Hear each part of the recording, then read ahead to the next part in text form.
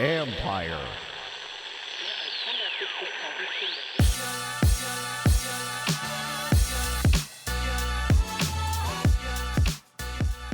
Welcome to another episode of College Park. I am Kevin McClinton with my co-host Darren McClinton, and bro, we got a lot to talk about, man. What in the world is going on, man? What's going on? Please tell me, man. Talk to me like I'm a 4-year-old, because right now I don't understand what's going on, man. I was so high on them last week and the week before, and right now, man, I just don't know what to think. Tell me something. As is a lot of Terp Nation, man. You know, I usually talk about my blood pressure, but now, like Drake say, I'm upset, man. I'm upset. I am too, but I don't know how did we get to this point? Like, we're not playing well. We were a number 1 seed 2 weeks ago. We were a number 1 seed. We were knocking on that door. That Saturday when we played Ohio State, I think three of the top 5 teams that lost. Right before Ohio State, before the Ohio State game. But we're not playing well. And it just happens to be the wrong time of year to be not playing well. And I'm saying not just as a team, because our defense has plummeted. You know, we can't get stops. We can't keep teams off the offensive boards. Yeah. But individually, especially from an offensive standpoint, we are not playing well. Ayala, we need something from you. Yeah. Wiggins, we need something from you. Cowan, we need more from you. Yeah, I'm going to tell you. Scott, we need more from you. Right. It's plain and simple. Sometimes you can talk about the coaching, you can talk about the schemes, you can talk about the how well you've been scouted, but you know I'm a big fan of players play. You know, let's lace them up. Mano y mano, and I'm a big-time player. I'm going to make a play. I'm going to make a play for my team. You know? I keep hearing, well, big conference, tough conference. I get all that. I mean, all the teams in this conference are good. You know, at least the top 12 or whatever it is are really, really good teams. And I'm not taking anything away from the Big Ten.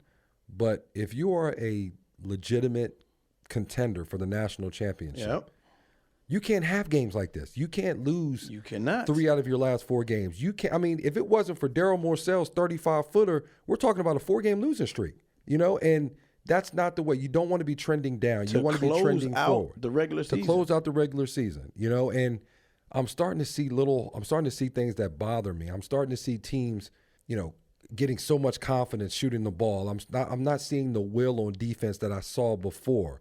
I'm seeing us getting killed on the offensive glass. Michigan State destroyed us on the offensive glass. I think they had like 19 second chance points, 19 points after getting and it's just, you can't have that. Like, you have to rebound the basketball, and they didn't do that against Michigan State. And that's the way Michigan State has beaten us over the last 3 or 4 years. They just pound us on the offensive glass. It has nothing to do with talent. It's just got to do with a will. And then, I mean, Tom Izzo came in there, and you can tell that they were hungry. They were ready to play. Yeah. They were focused. They didn't like what happened in East Lansing a couple weeks ago, and they wanted to make a statement, and they made a big statement. They did. You know?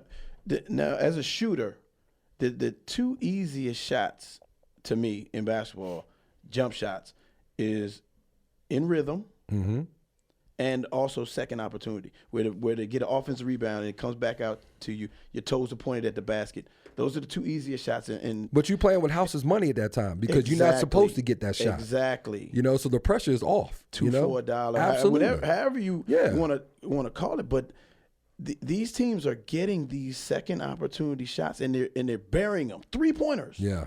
You know, those offensive rebounds to kickouts are killing us right now, and to the tune of 44% for Rutgers. I'm not sure what Michigan State shot from 3, but it was pretty respectable, you know. And 50% overall, 44% from 3 for Rutgers in their home arena, where they've only lost once. Let me ask you this, and I'm glad you said that. It's hard to beat anybody. It is. Michigan State. Okay, we'll chalk that up, because Michigan State came back after that loss that they had to Maryland before. You know, it was a big game. It was, you know, all that. We understand that.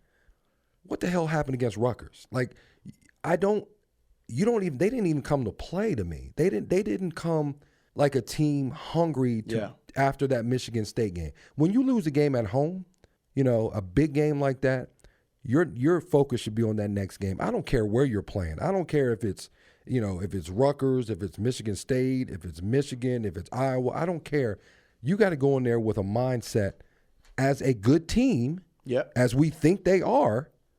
You have to go in with the mindset of, you know what, we're going to get this win. And they just fell flat on their face. Like, it wasn't even close. I don't even think the final score was indicative of how bad that game was. Yeah, and the narrative it keeps coming up. 6 times Maryland has come back from at least 14 points down in the game. Stop doing it. You can't keep saying that, no, right? And you can't keep relying on that. No. Especially when you got guys like Jacob Brown. Did you see what kind of lather he had going? He hit 3 straight three-pointers. Who? He was bouncing around. Thank you. Who? Jacob Brown, right, for Rutgers. I know. Guys are having career highs. Guys are feeling a rhythm that they haven't felt since high school or AAU. This is what Maryland's going to get everybody's best shot, and they are. And that's, I keep saying it. It mirrors what they're going to see in the NCAA tournament. Teams that are gunning for you. You're going to be a higher seed. It's a lower seed team that probably dominated their mid-major conference, won the title, and they're coming into the tournament trying to advance to the Sweet 16. And they're going to give you their best shot. They are.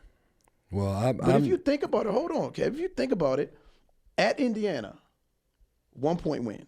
Right. At home against Nebraska, 2-point win. At Minnesota, 1-point win. Buzzer beater. And at home against Illinois, 1-point victory. So those are 4 games where the bounce of a ball or one possession, and you could be on the losing end of those. Now you can look at that 2 ways. You can also say those were mentally strengthening games. You know what I mean? That you were able to pull that out. Good point. You can look at it like that, but you can also look at it as those 4 games. They were damn lucky. Exactly. Yeah. Exactly. Absolutely. So at this time of the year, towards the end of the regular season, the Big Ten regular season, you should be using those experiences and fighting through adversity. Like teams should, basketball is a game of runs. I understand that. But 17-2 runs, 15-3 runs, that's too long of a stretch of time when you're not playing well. What's their record in the conference? 13-6? Is that what it is? So those 4 games that you just stated, if those are 4 losses, it's 9-10. We're having a totally different conversation right now. Completely different conversation. Quite possibly on the bubble. Buzzer beater, Minnesota, 8-11. If Jalen Smith doesn't block that shot against Nebraska, we're talking about something else. Yeah. Right? And now that the Terps did something in this Rutgers game that I hadn't seen him do. Very close. With 3.5, a little under 4 that? minutes, I saw 5 guys check into the game. They were all sitting at the scores table ready to check in. Now, I haven't seen that. Right. And it was a 21-point deficit at that time, 21-point deficit. And they came in, they were playing energized. They had nothing to lose, and they picked the pace up or whatever. They cut it to a respectable, 11-point deficit. So it was 78-67 final. That wasn't vindictive of how the game went because it was a 20-point loss, really, the way it looked to the fan base. I got to ask you this, man, and I know because we've got Kevin Sheehan from Sports Talk 980. Team 980 is going to be coming on, host of the Kevin Sheehan Show every Monday through Friday from 7 to 10. We'll have him coming on. He's a Maryland alum, so I'll be interested to find out what he thinks about this. He does a really good job of talking Maryland basketball. But I have a question for you before we get to Kevin. Darren, I've been talking about this. I don't understand it.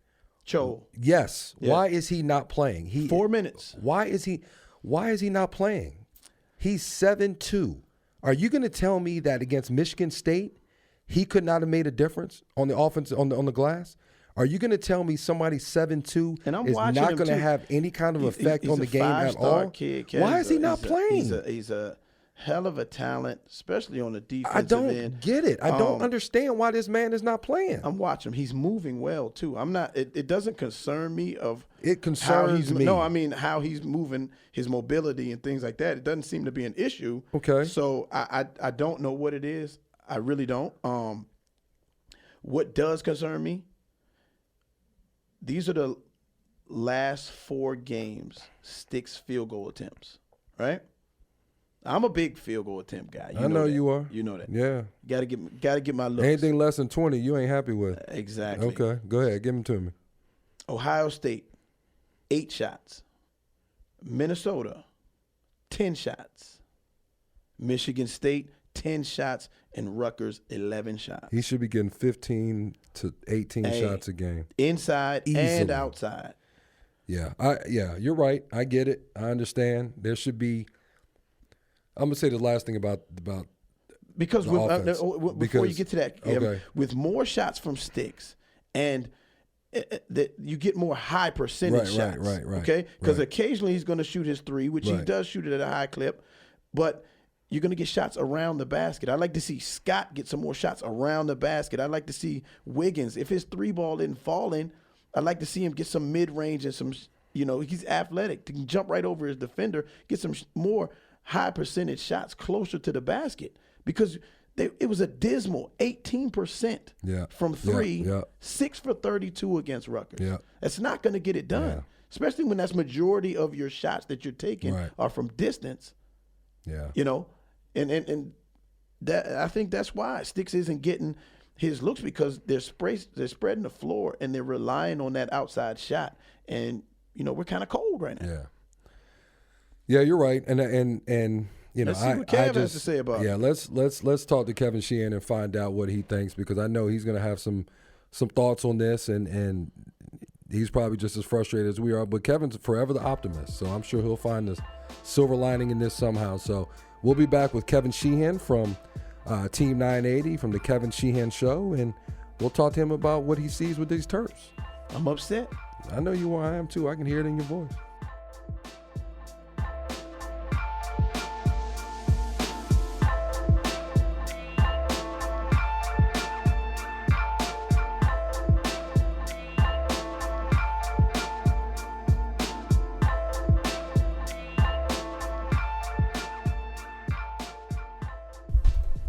Hey, this is Kevin.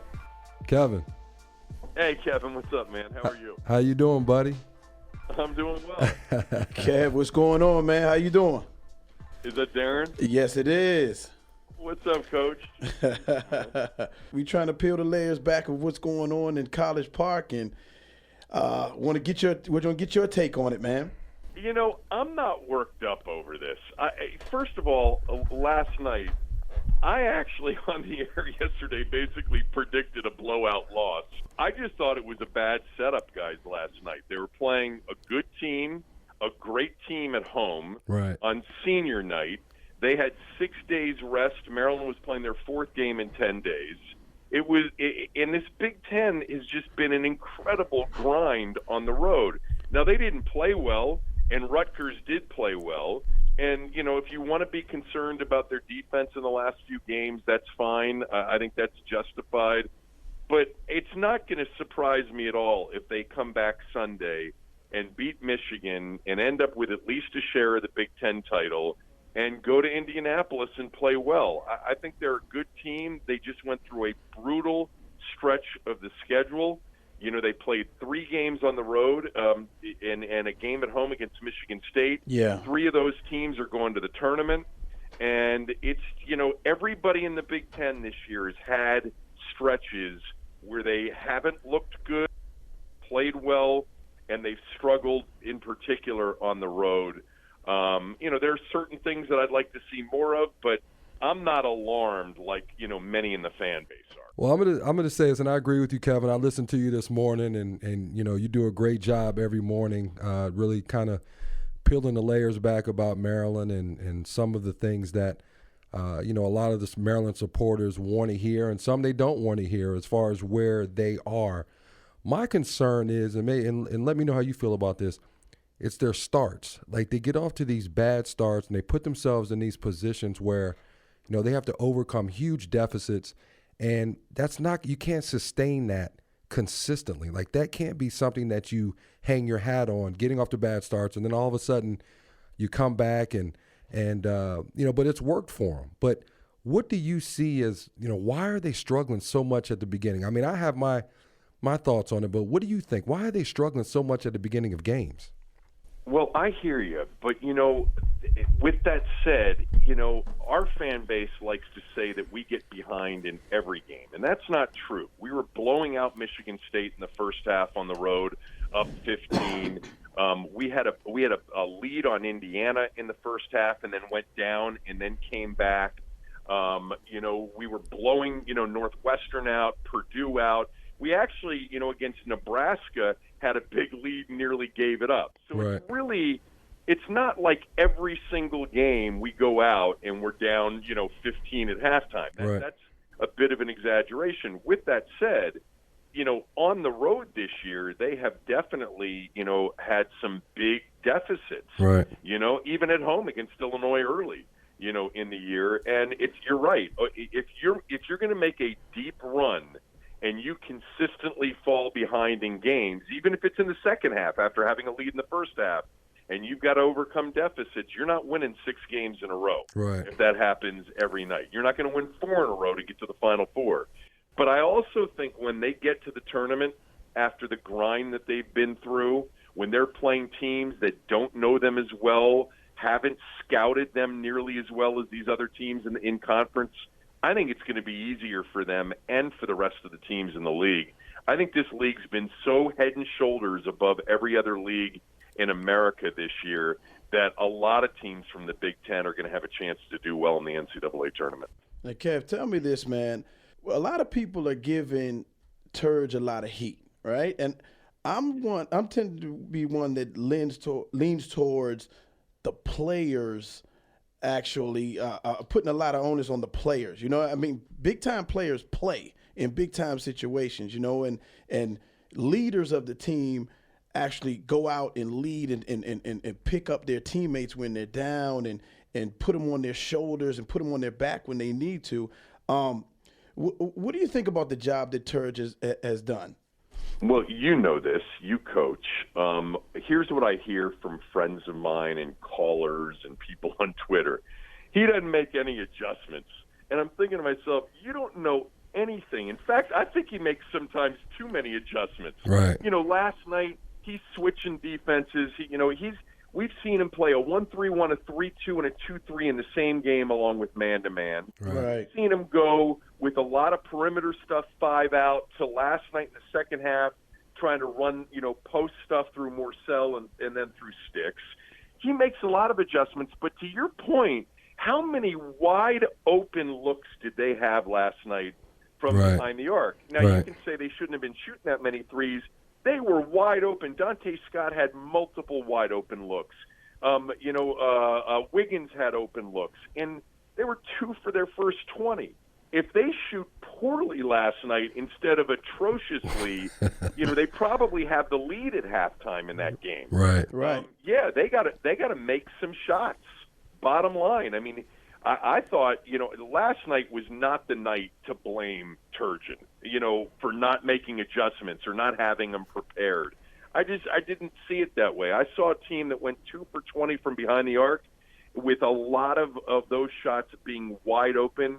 And I saw a team in Rutgers last night who, by the way, our fans think it's Rutgers, like you got to beat Rutgers. Right. They were favored. That's a good team.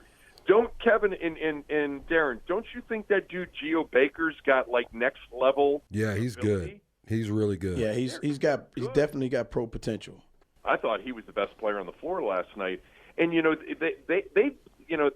not 10-9 in the league because they stink. They've beaten a lot of good teams this year. Yeah, and they're 18-1 at home, Kev. 18-1 in last night's senior night. That was the toughest ticket they said that they've had for a home game in over 10 years. They got to go back to the Big East days to have a ticket that was in that much demand.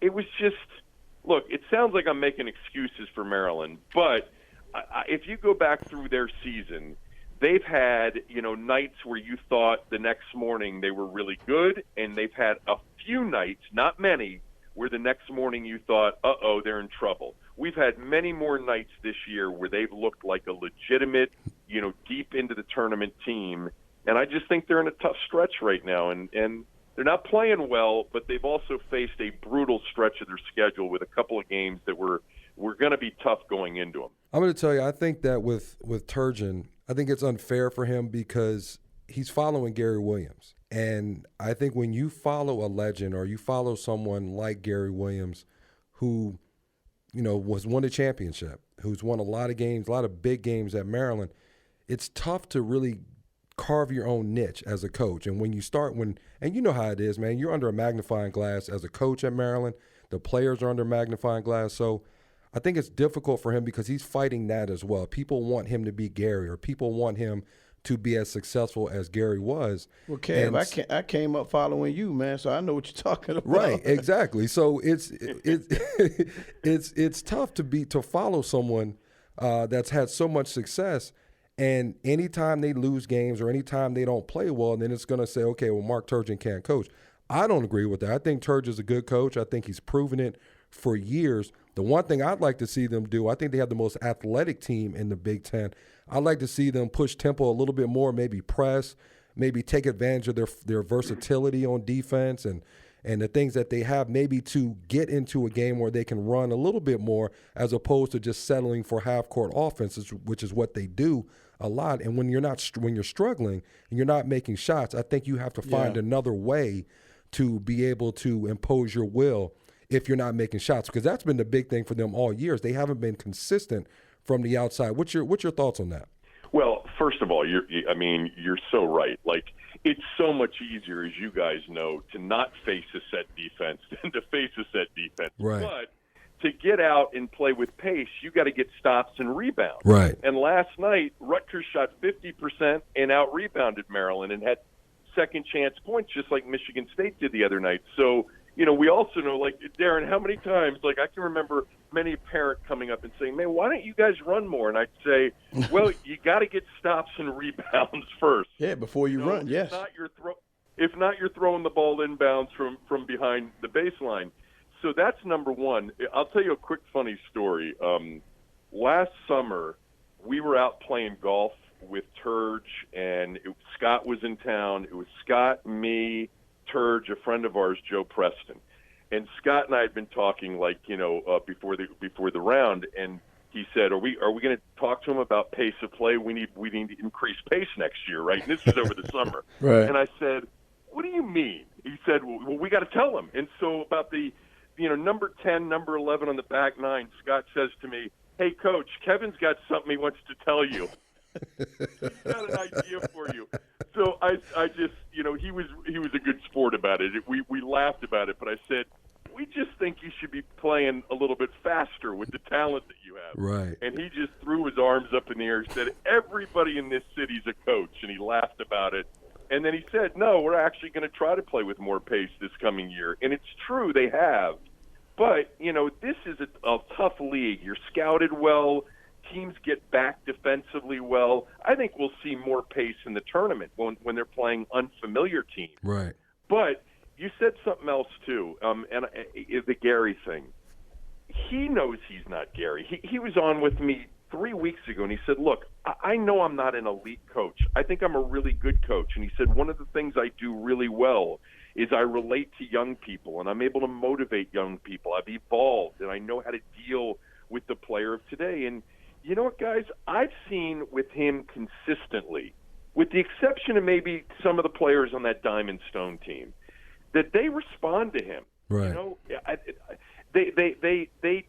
They're more tuned in than tuned out with him. And we've seen teams tune out from coaches all the time. Sure. With all of this said, he's got to get better results. I recognize that too.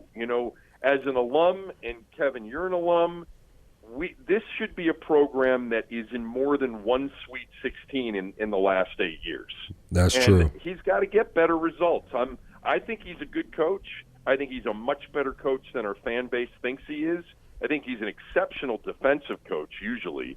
But he's got to, this team's got to get to the second weekend at least. Where are they are they a number 3 seed now? Do you think they've dropped to the 3 line, or where do you see them right now? I mean, I know. Well, Lunardi apparently is going to drop them to the 3 line. Jerry Palm apparently is keeping them on the 2 line, and he essentially said, look, no one else has really stepped up either. Right. If they beat Michigan and they're at least a co-Big Ten champion and they win a game or 2 next weekend, they're not going to be worse than a 3, and they still have a shot to be a 2. What is out the what's out the off the table now is the 1 for them, which was in play a week ago, is potentially being a 1 right. if they really won some games down the stretch. But I mean, could they lose to Michigan, lose in the first round of the Big Ten tournament, and be a 4? Yeah, that could happen. Because they wouldn't be the Big Ten co-champion, and now you're talking about a 2nd or 3rd place finish in the league. But if they win Sunday and win a game next weekend, I can't see them being worse than a 3, and I think more likely than not they'd be a 2. All right. Well, I know you are forever the optimist, man. That's why I love listening to you, because you definitely, you had to talk some people off the ledge this morning. I know, because they're just they're fired they're up, a good man. Team. They are are a good team, right? I mean, they've got talent. They're good.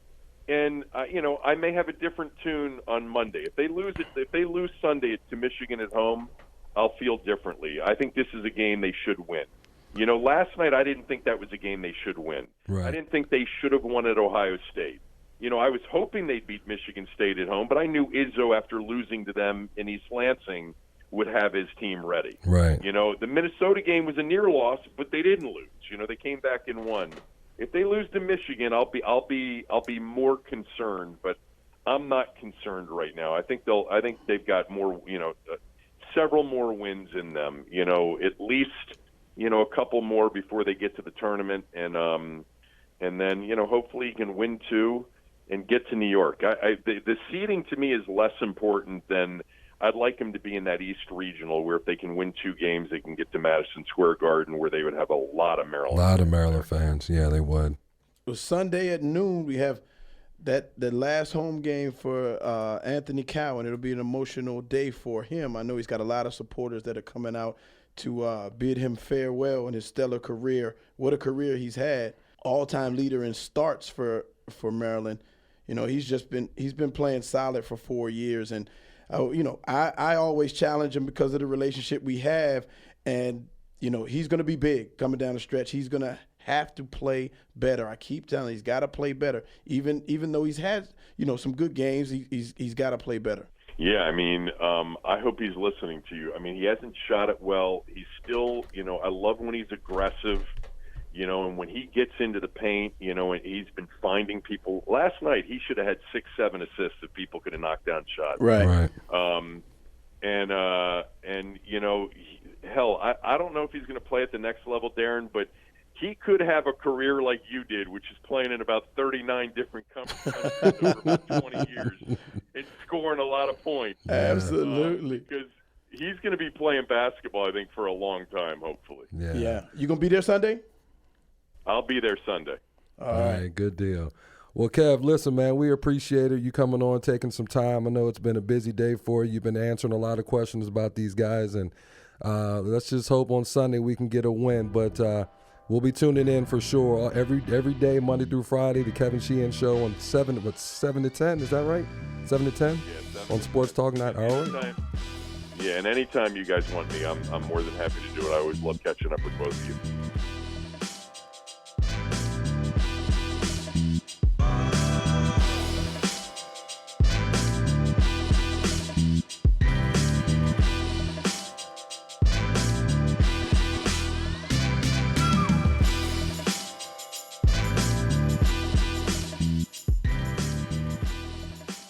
Yeah, you just asked Kevin about Anthony, and it's crazy. It's his last home game. It's his final time playing in front of the home crowd, and what a career he's had. He's had a tremendous career, and one that definitely needs to be appreciated. I don't think people realize how much Anthony Cowan meant until he's no longer playing in a Terps uniform.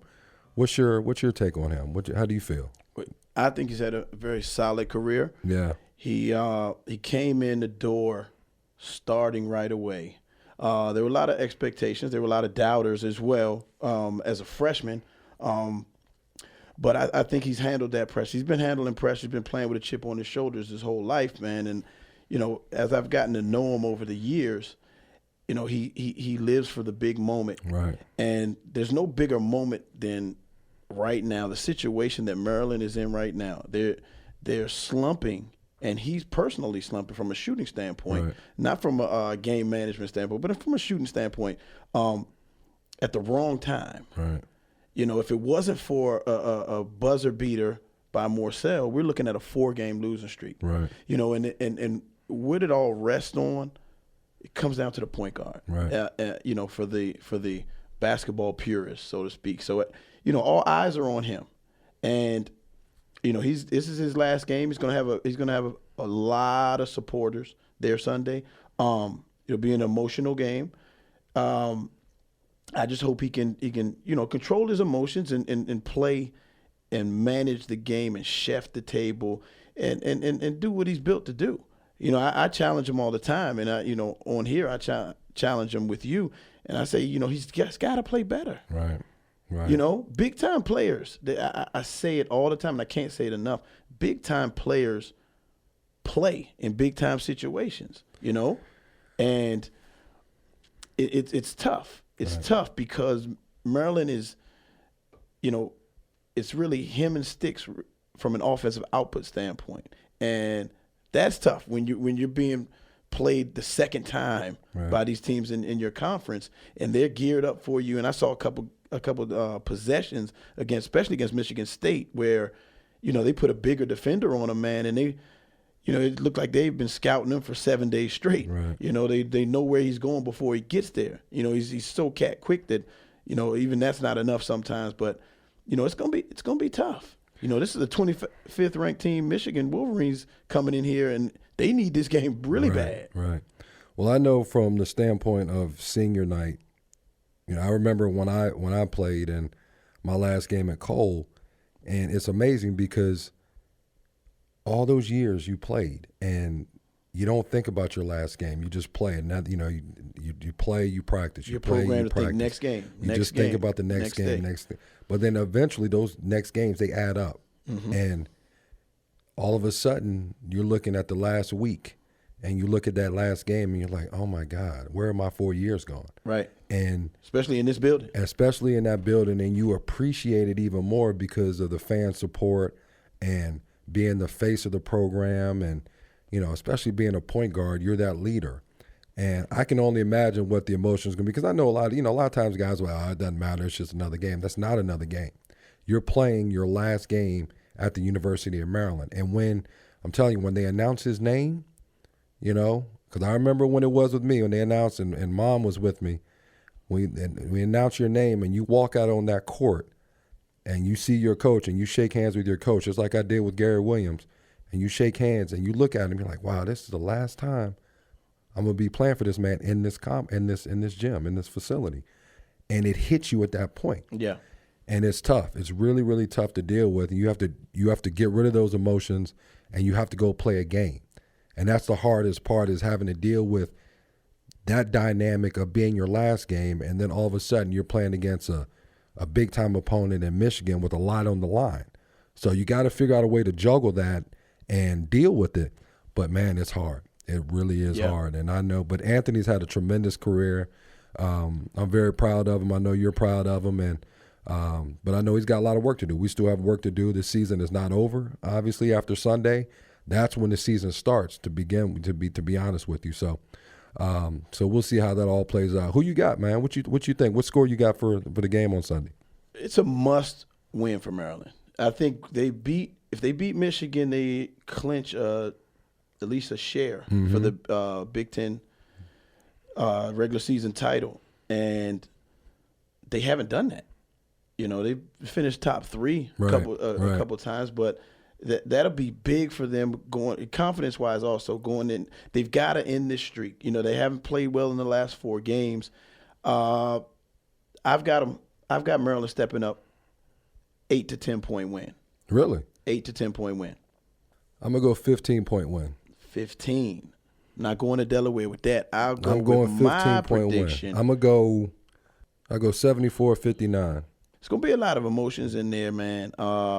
We'll see. Go Jawan Howard's going to have 74-59. them guys coming I in know here he is. ready to play. I know he is, but I have Maryland winning this game going away. I do. And we'll be able to silence all these critics and silence all the naysayers and all the shade and everything like that that's going on right now. Oh, because there's plenty of it. There's plenty of it right now. Well, it's plenty of it. So, but I got them winning this game. But it's going to be a big one. It's going to be a big one. There's a lot of nervous people in College Park right about now. The face of the team, has kind of changed. In the eyes of the fans. So it's good to peel the layers back and chop it up and figure out the why. See what's going on and why is it going on. But at the end of the day, after this game Sunday, it's a brand new season. It doesn't matter what you did the last 2 months of the season. Funny how that happens, week. right? It's a brand new season. So, but we'll see. Sunday will be a big one. But I think Maryland will pull through. For Darren McClinton, this is Kevin McClinton for another episode of College Park. Tune in next week as we chop it up after this Michigan game and go into the Big Ten tournament, hopefully with a lot of confidence. Let's do it.